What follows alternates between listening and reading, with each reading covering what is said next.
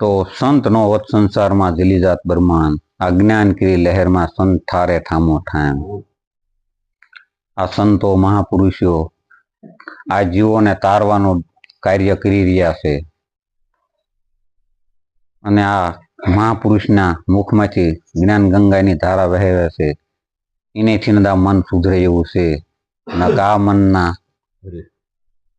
ઉધામાં મટે એવું જ નથી. અને આ મહાપુરુષો આ મનને સમજાવવા જ મીખી રહ્યા છે અને મનને જ સમજાવવાનું છે. તનને કોઈ જરૂર છે નહીં, આત્માને કઈ અડે એવું છે નહીં. એટલે મનને જ સમજાવવાની કોશિશ કરી રહ્યા છે મહાપુરુષો.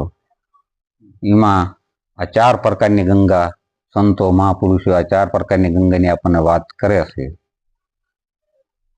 પહેલી માણસ એમ કહે છે નાઇટ ગંગા હોય છે. નાઇટ ગંગામાં આપણે દીકરી દીકરાના વ્યવસાય કરવા હોય તો એમાં પણ એમ કેસ થાય છે.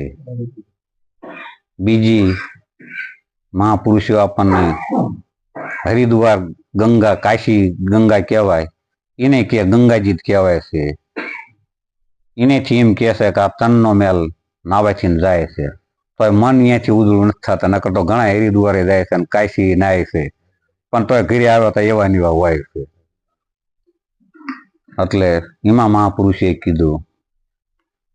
અને ત્રીજી ગંગા આ ગત ગંગા કીધી. આમાં કોઈ નાત જાતનો કોઈ ભેદભાવ